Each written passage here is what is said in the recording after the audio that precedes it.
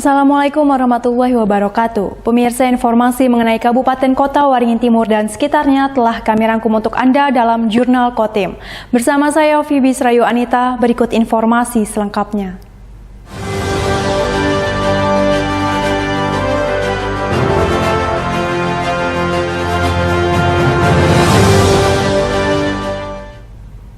Ratusan pemudik yang ingin bertolak dari Pelabuhan Sampit harus tertunda keberangkatannya beberapa jam akibat surutnya air Sungai Mentaya. Kapal baru bisa diberangkatkan setelah air sungai mulai pasang. Kapal motor atau KM Kirana 1 telah sandar di Pelabuhan Sampit, namun calon penumpang masih harus menunggu di terminal Pelabuhan Sampit. Mereka yang sudah sejak pagi berada di lokasi tampak kelelahan karena harus menunggu cukup lama. Tertundanya keberangkatan kapal motor atau KM Kirana 1 dengan tujuan Pelabuhan Tanjung Perak, Surabaya ini disebabkan karena air Sungai Mentaya sedang berada pada kondisi surut. Berdasarkan jadwal keberangkatan yang tertera di tiket, KM Kirana 1 milik PT Dharma Lautan Utama atau DLU seharusnya diberangkatkan pada pukul 1 siang. Para calon penumpang yang baru mendapat informasi penundaan keberangkatan kapal saat berada di terminal hanya bisa pasrah dan menunggu air sungai pasang. Kirana 1 tujuan Surabaya. Nah, di tiket jam berapa Pak kapal berangkat? Tiket berangkat jam 13, jam 1 siang. Tapi udah sampai Saat ini masih belum proses check-in. Informasi terakhir jam berapa Pak? Masih tadi akan molor jam 2. Oh, masuknya jam 2. Ya, prosesnya agak lama. Kalau kapalnya sudah ada. Kapal sudah ada. Informasi terakhir dari petugas belum ada Pak. Jam berapa kapal berangkat? Oh, belum ada ya. Masih dicek aja. Check-in aja belum ya? Belum ada proses check-in. Setelah cukup lama menunggu, calon penumpang yang sudah tidak sabar untuk naik ke atas kapal langsung berebut berdesakan menuju kapal saat pintu terminal tunggu penumpang mulai dibuka. KM Kirana 1 dengan jumlah 525 orang penumpang akhirnya diberangkatkan meninggalkan Pelabuhan Sampit menuju Surabaya sekitar pukul 4:30 sore. Mashud Badarudin, Hayat TV. Balai Besar Pengawas Obat dan Makanan Palangkaraya lakukan pengambilan sampel bahan takjil Ramadan guna menelusuri penyebab keracunan massal di Sampit. Dan sebagai pengawasan, pengambilan sampel juga dilakukan di Pasar Kuliner Ramadan. Menindaklanjuti terjadinya kasus keracunan massal di Sampit akibat mengkonsumsi takjil Ramadan yaitu kue ipau, BPOM Palangkaraya menerjunkan tim melakukan pengambilan sampel bahan makanan di Sampit. Pengambilan sampel juga dilakukan secara acak di Pasar Kuliner Ramadan yang ada di Sampit, salah satunya yang berlokasi di kawasan Taman Kota Sampit. Langkah ini sebagai pengawasan serta upaya mencegah keracunan massal kembali terjadi. Sebelumnya, BPOM Palangkaraya juga telah mengambil sampel bahan takjil kue ipau di salah satu tempat penjualan kue Ramadan di Kecamatan Baamang yang diduga menyebabkan keracunan massal. Pengambilan sampel bahan makanan dilakukan secara lengkap untuk mengetahui penyebab keracunan seperti daging, wortel, kentang, dan lainnya, termasuk juga mencari tahu proses dan kehigienisan tempat pembuatan kue ipau tersebut. Yang kami ambil yang belum diambil oleh teman-teman dari Dinas Kesehatan, yang mana kalau teman-teman dari Dinas Kesehatan mengambil produknya, kami tadi mengambil bahan bakunya. Sebelumnya kami menanyakan proses pengolahan, bahan baku yang digunakan, dan dari hasil wawancara itu kami mengambil bahan baku. Ada bahan daging dari sapi, ada bahan kentang yang sudah dipotong-potong dan wortel yang sudah dipotong-potong, dan sampel air. Untuk uji mikrobiologi kami memerlukan waktu antara 1 minggu sampai 2 minggu untuk pemastian penetapan angka. Tindak lanjutnya ya, tentu kita pembinaan kepada pembuat pembuatnya dan kepada pedagang yang lain untuk supaya mengutamakan higien dan sanitasi. Karena utama dari terjadinya keracunan itu adalah banyak faktor, yang utama tentu higien sanitasi. Kalau dilihat dari gejala yang disampaikan yang sudah berkembang itu kemungkinan kan mikrobiologi. Dan mikrobiologi itu erat kaitannya dengan higien dan sanitasi dari tempat pengolahan. Keracunan massal akibat mengkonsumsi takjil kue ipau di Sampit jumlahnya terus bertambah. Berdasarkan data Dinas Kesehatan setempat, hingga Sabtu 1 April sore jumlah warga mengalami keracunan ke rumah sakit setempat mencapai 55 orang. Masud Badarudin, Hayat TV. Sebagai upaya membangun kebersamaan dan silaturahmi antar jajaran pengurus beserta para calon anggota legislatif pada pemilihan umum tahun 2024 mendatang, Dewan Pimpinan Daerah Partai Gelora Kabupaten Kota Waringin Timur menggelar acara buka puasa bersama Minggu 2 April 2023.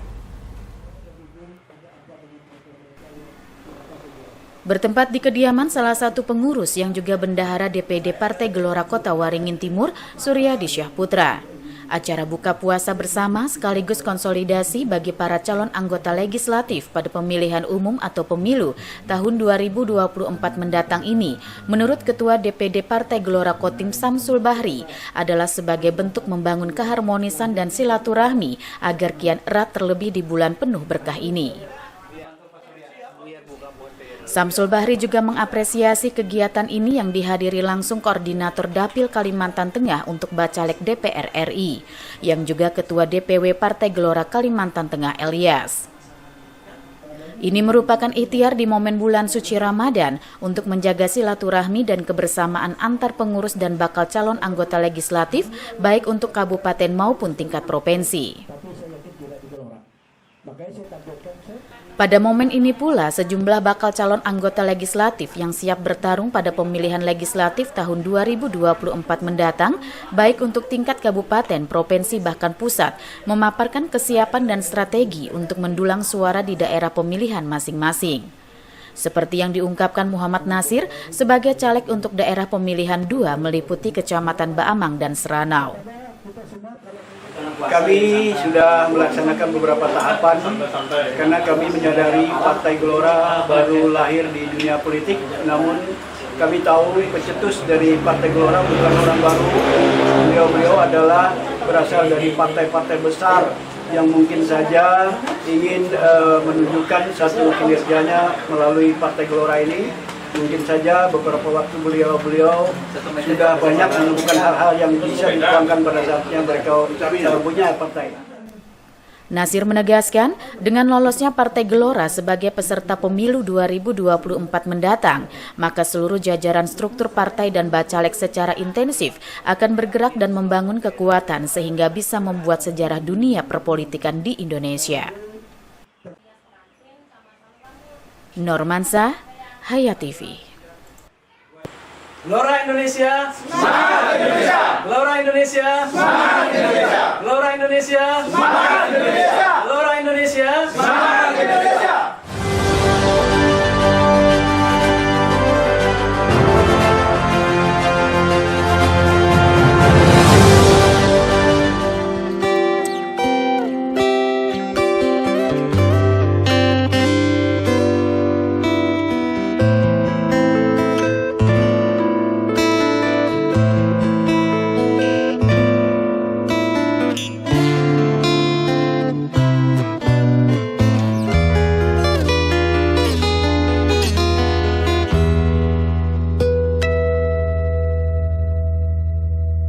Ramadan suci dan indah menawan kali ini.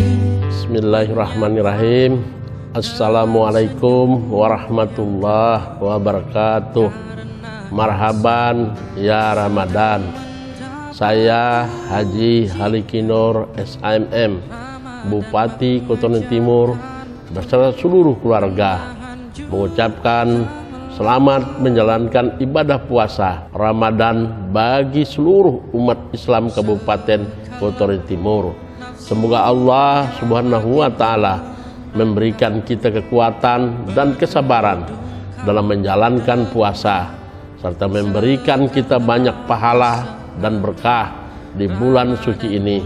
Selama bulan Ramadan, marilah kita memperbanyak ibadah, meningkatkan ketakwaan kepada Allah SWT, dan memperbaiki diri kita menjadi lebih baik dari sebelumnya.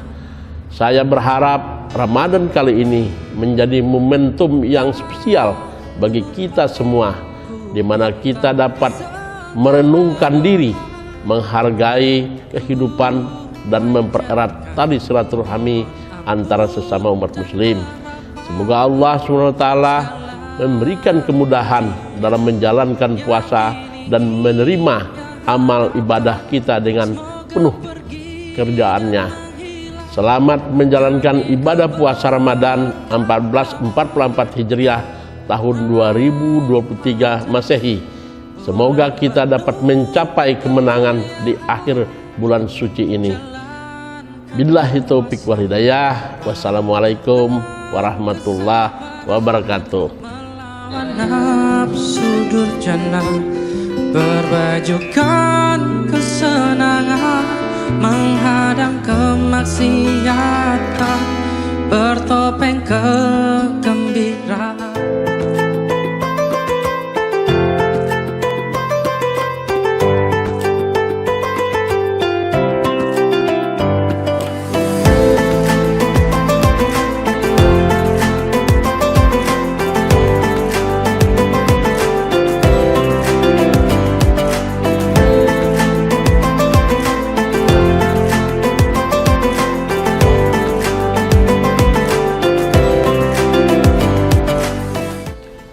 Assalamualaikum warahmatullahi wabarakatuh.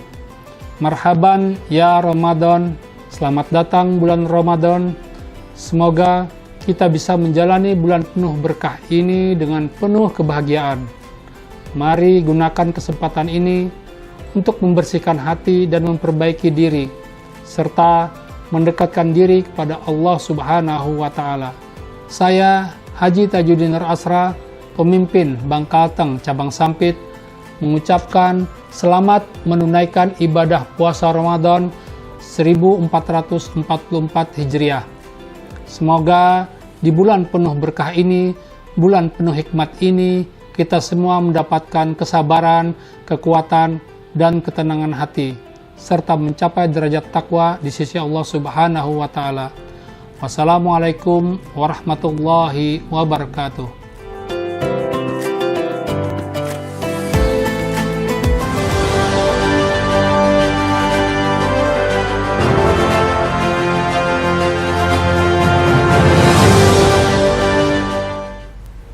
Memperingati HUT ke-77 yang bertepatan dengan bulan suci Ramadan, Persit Kartika Chandra Kirana Cabang 41 Kodim 1015 Sampit berbagi takjil untuk masyarakat yang melintas di depan Makodim 1015 Sampit, Jumat 31 Maret 2023. Dengan senyum, sapa dan salam, kegiatan yang dipimpin langsung oleh Ketua Persit KCK Cabang 41 Kodim 1015 Sampit, Parah Abdul Hamid beserta jajarannya tampak antusias saat membagikan takjil berbuka puasa kepada warga yang tengah melintas. Kegiatan bagi-bagi takjil ini merupakan salah satu wujud kepedulian Persit KCK Cabang 41 Dim 1015 untuk berbagi rezeki terhadap masyarakat. Selain itu, untuk lebih mendekatkan diri dan mempererat silaturahmi dengan warga Sampit dan sekitarnya. Hal itu sebagai langkah nyata menyikapi arahan dari pemerintah agar jajaran pejabat negara tidak menggelar buka puasa bersama, namun lebih diaplikasikan dalam bentuk kepedulian terhadap sesama. Semoga apa yang dilakukan ini turut membantu warga di bulan Ramadan yang penuh berkah. Tentunya harapan itulah bagi ibu-ibu Persit dalam mewarnai nuansa Ramadan ini dengan berbagi bersama membagikan takjil menjelang waktu berbuka puasa kepada masyarakat. Nurmansa, Hayat TV. Transaksi jual beli emas di pusat perbelanjaan Mentaya Sampit cukup ramai, meski harga logam mulia ini terus berfluktuasi dan cenderung mengalami kenaikan. Minggu 2 April 2023 kemarin, kenaikan terjadi pada emas jenis 999 atau kadar 24 karat. Hal ini turut mendongkrak harga emas jenis lainnya. Dalam sepekan belakangan ini, harga emas perhiasan mulai merangkak naik, terutama pada emas jenis 999 atau emas Amerika yang kenaikannya mencapai Rp10.000 per gram. Kenaikan ini diakui pedagang sudah menjadi tren setiap Ramadan dan secara otomatis para pedagang menyesuaikannya, terlebih harga emas hingga saat ini masih terus berfluktuasi. Hal ini tentunya kesempatan baik bagi mereka yang suka berinvestasi, sebab tidak menutup kemungkinan mendekati Idul Fitri nanti harga emas akan kembali naik. Pada Minggu 2 April 2023, emas jenis 999 atau 24 karat naik Rp10.000 dari Rp930.000 menjadi Rp940.000 per gram. Kenaikan harga emas 24 karat ini turut mendongkrak harga emas dengan kadar di bawahnya. Seperti emas jenis 750 atau emas putih saat ini dibanderol Rp800.000 per gram.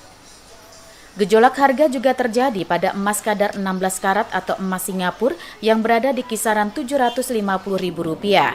Emas jenis 420 atau 9 karat bertengger di harga Rp480.000 dan emas kadar 375 atau 8 karat dijual Rp435.000 per gramnya.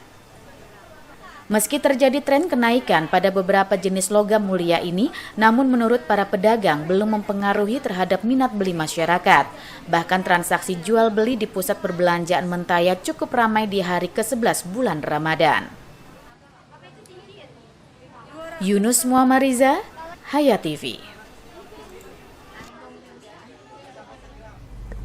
Demikian pemirsa, informasi tadi sekaligus menutup jumpa kita pada kali ini. Saya Phoebe Serayu Anita mewakili jajaran yang bertugas mohon undur diri dari hadapan Anda. Terima kasih dan sampai jumpa. Wassalamualaikum warahmatullahi wabarakatuh.